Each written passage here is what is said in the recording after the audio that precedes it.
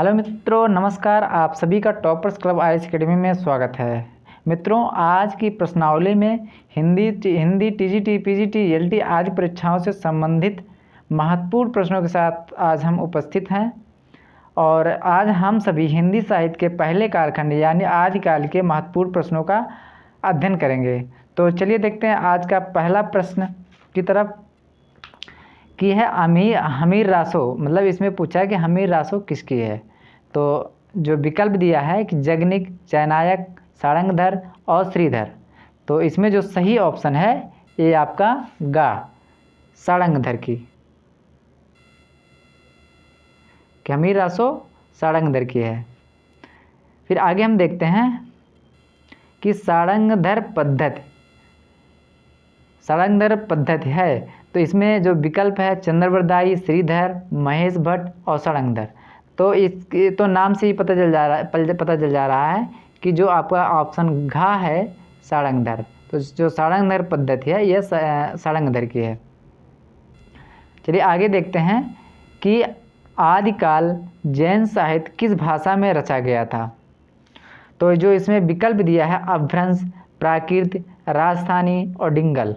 तो इसमें जो आपका विकल्प जो सही होगा यह अपभ्रंश सही होगा, ये अपभ्रंश सही होगा। और इसमें हमने देखा था जो जिन दत्त सूरी हैं इन्होंने उपदेश रसायन रास जो इनकी रचना है यह अपभ्रंश भाषा का प्रथम रास ग्रंथ माना जाता है। फिर आगे हम देखते हैं, आगे प्रश्न है कि जैन साहित्य की सर्वाधिक लोकप्रिय काव्य शैली है। तो जो इसमें विकल्प है फागु, चरित्र काव्य, चंपू और रास काव्य। तो जो आपका 58वां प्रश्न है इसमें जो आपका सही होगा जैनों की जो आपका विकल्प घा है रास काव्य। यह जैन साहित्य की सर्वाधिक लोकप्रिय काव्य शैली थी। आगे हम देखते हैं कि जैन साहित्य के अंतर्गत रास काव्य शैली से तात्पर्य है। तो अभी हमने बताया कि जो जैनों की जो शैली थी सर्वाधिक लोकप्रिय रास काव्य थी। तो इसमें पूछा है कि जैन साहित्य के अंतर्गत रास जो काव्य शैली से तात्पर्य, मतलब इसकी तात्पर्य पूछा है। तो जो इसमें विकल्प दिया गया है कृष्ण के लोक लीलाएं, जैन तीर्थंकरों के जीवन चरित्र और वैष्णव अवतार की कथाएं और जैन आदर्शों के आवरण में। फिर दिया है गा है एक प्रकार का रूपक काव्य है। फिर घा आपका दिया गया है क्रीड़ा और नृत्य से संबंधित। तो जो इसमें विकल्प आपका सही होगा खा आपका सही होगा कि जैन तीर्थंकरों के जीवन चरित्र तथा वैष्णव अवतारों की कथाएं जैन आदर्शों के आवरण में। ठीक है। फिर आगे हम चलते हैं कि भविष्यत कहा के रचनाकार हैं। तो जो विकल्प है धनपाल, पुष्यदंत, अब्दहमाण, देवसेन। तो जो इसमें आपका विकल्प सही होगा का, कि धनपाल जो है भविष्यत कहा के रचनाकार हैं। फिर आगे हम देखते हैं संदेश रासक की रचना विधा है। तो इसमें जो विकल्प है महाकाव्य, आख्यान गीत, खंड काव्य, वीर गीत। तो इसमें जो विकल्प आपका सही होगा खंड काव्य। और संदेश रासक किसकी है? अब्दुल रहमान की है। और यह अपभ्रंश भाषा में लिखा गया एक मुसलमान के द्वारा पहला मतलब काव्य माना जाता है संदेश रासक। फिर आगे हम देखते हैं कि कृष्ण की रास लीलाओं की परंपरा जो भव्य भक्ति काल में प्रसिद्ध हुई की शुरुआत किस ग्रंथ से होती है। तो जो विकल्प है उपदेश रसायन रास, विसल देव रासो, परमाल रासो और पदावली। तो कृष्ण की लीलाओं से की परंपरा जो भक्ति काल में प्रसिद्ध हुई थी इसकी शुरुआत जो आपके होती है ये विकल्प का उपदेश रसायन रास। और यह जिनदत्त सूरी की है। इसमें कृष्ण की रास लीला की परंपरा की शुरुआत मानी जाती है। उपदेश रसायन। और बीसल देव रासो आपकी नरपत नाल की है, पदावली आपकी जायसी की है और परमार रासो आपकी जगनिक है। फिर आगे हम देखते हैं सिद्धों की भाषा को संध्या भाषा नाम किसने दिया था। तो इसमें विकल्प है कि हजारी प्रसाद द्विवेदी, रामचंद्र शुक्ल, मुनिदत्त, अद्वैय वज्र और ग्रियर्सन। तो इसमें जो आपका विकल्प सही होगा ये आपका मुनिदत्त अद्वैय वज्र ने जो है सिद्धों की भाषा को संध्या भाषा नाम दिया था। फिर आगे चलते हैं प्राकृत पेंगलम का विषय है। जो विकल्प है रस, छंद, अलंकार, ध्वनि। तो इसमें जो आपका विकल्प सही होगा छंद। जो प्राकृत पेंगलम है इसका जो विषय है ये छंद है। तो इसमें जो विकल्प आपका सही होगा खा, छंद।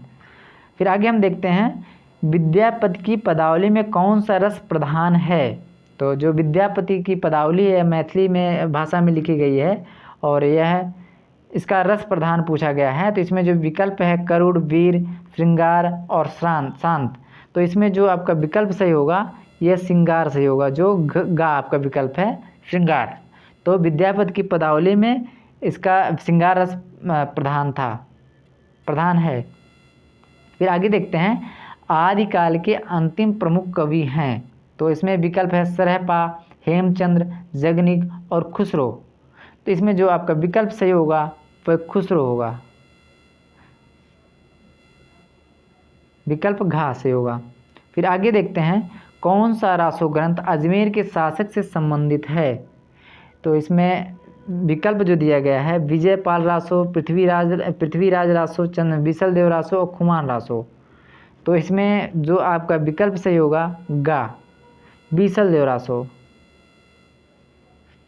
बीसल देव रासो ये अजमेर के शासक से संबंधित है। फिर आगे चलते हैं चारण काव्य की भाषा कौन सी है। तो इसमें जो विकल्प है प्राकृत, अभ्रंश, डिंगल, अभट्ट। तो इसमें जो पूछा गया है कि चारण काव्य की भाषा, तो इसमें डिंगल सही होगा, विकल्प गा। फिर आगे देखते हैं सिद्ध साहित्य के विषय में कौन सा कथन सत्य नहीं है। तो इसमें जो विकल्प दिया है सिद्ध साहित्य का झुकाव सहज साधना की ओर है। और खा आपका है सिद्ध साहित्य के प्रथम कवि सरहपा हैं। सिद्ध साहित्य की रचना चर्या पदों और दोहों में हुई है और सिद्ध साहित्य का प्रणयन पिंगल भाषा में हुआ है। तो जो आपका इसमें चारों आपका सही है, मतलब 3 सही है। और इसमें जो इनका सिद्ध भाषा का जो भाषा पूछा गया है पिंगल नहीं है, ये संध्या भाषा। जो प्रणयन हुआ है यह संध्या भाषा माना गया है। ठीक है।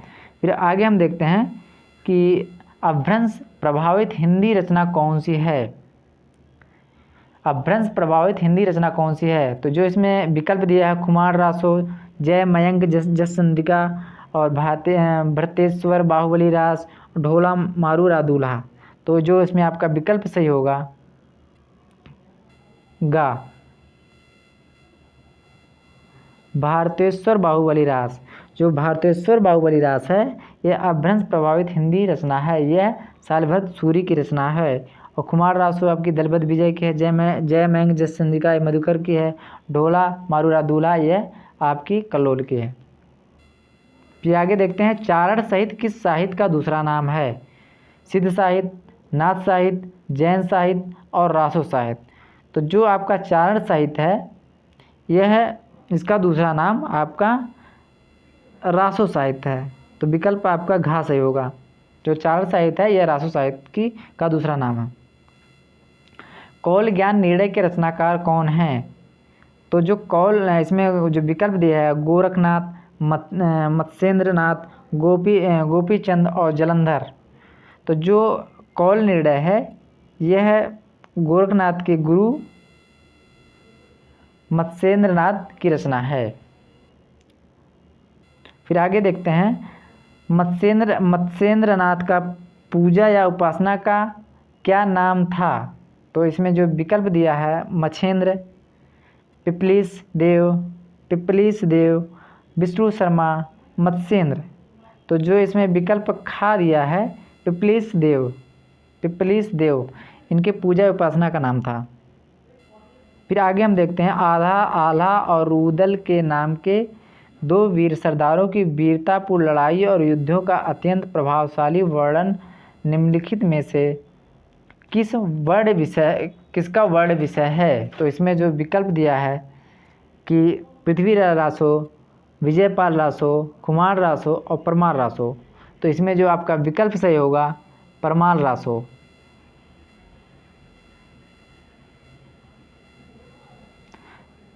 तो आल्हा उदल जो दो नाम के वीर थे, इसमें परमार रासो में जो जगनिक की है उसी में थे। और उसमें एक खंड जो अंग्रेज़ के समय में चार्ल्स इलियट ने 1865 में आल्हा उदल के नाम से एक खंड प्रकाशित करवाया था, उसी में मिलता है। आल्हा खंड के नाम से प्रकाशित करवाया था चार्ल्स इलियट ने, फर्रुखाबाद के डीएम थे। फिर आगे हम देखते हैं परमाल रासो का रचयिता जो महोबा के राजा परमार देव का आश्रित था कौन है। इसमें जो विकल्प दिया गया है नरपति नाथ, चंद्रबरदाई, जगनिक और जिनदत्त सूरी। तो जगनिक हैं जो परमार रासो के रचयिता जगनिक है, यही जो है महोबा के राजा परमार देव के आश्रित कवि थे। जो विकल्प आपका गा सही होगा जगनिक। फिर आगे देखते हैं रासो ग्रंथ परंपरा का सर्वाधिक प्रसिद्ध लेकिन उतना ही विवादास्पद काव्य ग्रंथ कौन सा है। तो इसमें जो विकल्प है परमाल रासो, पृथ्वीराज रासो, बीसल देव रासो, कुमार रासो। तो इसमें जो आपका विकल्प सही होगा ये आपका पृथ्वीराज रासो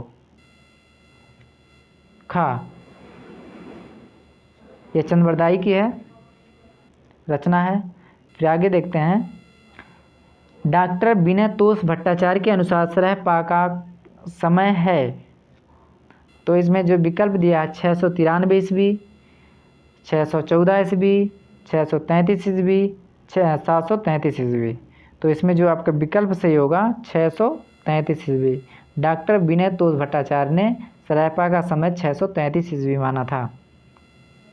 फिर आगे देखते हैं कि शुक्ल जी ने जिन 12 ग्रंथों के आधार पर आदिकाल को वीरगाथा काल कहा है उसमें अपभ्रंश की कितनी रचनाएं हैं।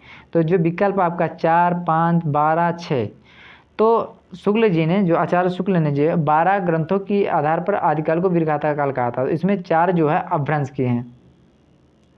तो आपका जो विकल्प इसमें सही होगा 4 अपभ्रंश की हैं। ठीक है। और इसमें इन्होंने 8 जो माना था ये देसी भाषा का काव्य माना था। और जो 4 माना था 4 अपभ्रंश की रचनाएं माने थे। और इसका जो नाम है ये बीसल देव रासो है, हमीर रासो है, कीर्तिलता और कीर्ति पताका। और जो 8 देश भाषा काव्य की रचनाएं माना था इन्होंने ये कुमार रासो है, बीसल देव रासो है, पृथ्वीराज रासो है, जयचंद्र प्रकाश है, जयमंग जयसंजिका है, परमाल रासो है और विद्यापति की पदावली है और खुसरो की पहेलियों को इन्होंने देसी काव्य के अंतर्गत रखा था। ठीक है। आगे देखते हैं कि कनफटे योगी किस पंथ के लोगों को कहा गया है। तो इसमें जो विकल्प है सिद्ध पंथ, नाथ पंथ, जैन और बौद्ध। तो जो कनफटे योगी हैं इनको जो है नाथ पंथ से माना गया है, लोगों को जो है कनफटे योगी कहा जाता था। आगे देखते हैं कि शंकराचार्य के बाद इतना प्रभावशाली, इतना महिमान्वित भारतवर्ष में दूसरा नहीं हुआ। भारतवर्ष के कोने कोने में उनके अनुयायी आज भी पाए जाते हैं। भक्ति आंदोलन के पूर्व सबसे शक्तिशाली और धार्मिक आंदोलन गोरखनाथ का भक्ति मार्ग ही था। गोरखनाथ को अपने युग के सबसे बड़े नेता थे। उपयुक्त कथन किस विद्वान का है। जो भी इसमें विकल्प दिया है आचार्य रामचंद्र शुक्ल, गृहसन, आचार्य हजारी प्रसाद द्विवेदी और विनय तोष भट्टाचार्य। तो इसमें जो इन्होंने ये कथन है ये आचार्य हजारी प्रसाद द्विवेदी जी का है। इन्होंने जो है गोरखनाथ जी के बारे में कहा था कि यह अपने युग के सबसे बड़े नेता थे। फिर आगे हम देखते हैं सिद्धों के विषय में कौन सा कथन सत्य नहीं है। तो इसमें सिद्धों के बारे में देखना कौन सा कथन असत्य है। सिद्ध निरीश्वरवादी थे, सिद्ध नारी भोग में विश्वास रखते थे, सिद्धों की भाषा संध्या भाषा कहलाई और सिद्धों को कनफटा योगी कहा जाता है। तो इसमें जो आपका विकल्प घा है, सिद्धों को नहीं, यह नाथों को कनफटा योगी कहा जाता है। तो बाकी इसमें आपका सही होगा और इस घा आपका गलत होगा। ठीक है, आगे देखते हैं कि नौ नाथों में कौन शामिल नहीं है। तो इसमें जो विकल्प है गोरखनाथ, आदिनाथ, कड़हपा और चौरंगीनाथ। तो जो इसमें विकल्प आपका गा होगा कड़हपा। जो सिद्ध होते थे उनके पीछे नाम के पीछे पा लगा होता था, यह इसलिए सिद्ध के थे। बाकी गोरखनाथ, आदिनाथ, चौरंगीनाथ ये सब जो है नाथ पंथ के थे। ठीक है, फिर आगे हम देखते हैं आदिकाल में मनोरंजन परक रचना कौन करने वाले कवि हैं। तो इसमें जो विकल्प दिया है ज्योतिश्वर ठाकुर, विद्यापति, चंद कवि, खुसरो।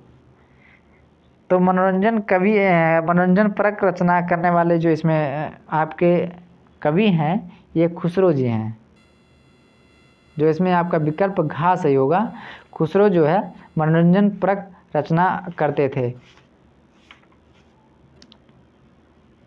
ठीक है, आगे हम चलते हैं कि नारियों के प्रति निंदा और उपेक्षा भाव किस साहित्य में मिलता है। तो जो विकल्प है नाथ साहित्य, सिद्ध साहित्य, जैन साहित्य, रासो साहित्य। तो इसमें जो विकल्प आपका का सही होगा नाथ साहित्य। नाथ साहित्य जो है नारियों के प्रति निंदा और उपेक्षा भाव रखते थे। फिर आगे देखते हैं स्वयंभू की उस कृत का नाम बताइए जिसमें राम कथा वर्णित है। तो पौमचर्यु, रेमचर्यु, छंद, स्वयंभू छंद, इनमें से कोई नहीं। तो जो आपका पौमचर्यु है ये राम कथा से संबंधित है। तो इसमें आपका का सही होगा विकल्प। आगे देखते हैं आदिकालीन किस कृत में छंदों का सर्वाधिक प्रयोग हुआ है। तो इसमें जो विकल्प दिया है बीसल देवरासो, पृथ्वीराज रासो और परमार रासो और रामचंद्रिका। तो जो बीसल देवरासो है ये चंद्रबरदाई की है, ये आपका सही होगा। इसमें छंदों का सर्वाधिक प्रयोग हुआ है, इसमें चंद्रबरदाई का है और चंद्रबरदाई का जो विशेष छंद था ये छप्य था। इन्होंने इसमें 6 प्रकार के छंद का प्रयोग किया था। एक कवित, छप्य, दूहा, त्रोटक, गाहा और आर्या का छंदों का प्रयोग किया है। फिर आगे देखते हैं बीसल देव रासो की विरहणी नायिका है। तो ना इसमें जो विकल्प है नागमती, विद्यापति, संयोगिता, राजमती। तो इसमें जो विकल्प सही होगा यह घा सही होगा राजमती। तो बीसल देव रासो की विरहणी की नायिका है ये राजमती है। आगे देखते हैं चर्या पद है बौद्धों का एक ग्रंथ है। बौद्धों द्वारा तांत्रिक चर्या के समय गाए जाने वाला पद, सिद्धों की आचार संहिता, नाथों की आचार संहिता। जो इसमें आपका विकल्प सही होगा या खा सही होगा कि बौद्धों द्वारा तांत्रिक चर्या के समय गाए जाने वाला पद चर्या पद कहलाता है। फिर ये मिलान करना आपको कि इसमें से निम्नलिखित में सुमेलित कीजिए। तो इसमें जो देवसेन है, देवसेन की जो रचना कौन सी है, देवसेन की इसमें आपका श्रवकाचार है और सरहपा की आपकी दोहा कोश है और सालभद्र की आपकी भारतीय सुबावली रास है, जोयंदी आपका योगसार है। तो जो इसमें विकल्प आपका सही होगा यह आपका खा सही होगा। मित्रों आजकल की हमने कुल 250 प्रश्नों का अध्ययन करेंगे जो कि आने वाली जो हमारी टीजीटी पीजीटी की परीक्षाएं हैं ये उसके लिए बहुत उपयोगी होगी। ठीक है, तो हम मिलते हैं अगले वीडियो में। धन्यवाद।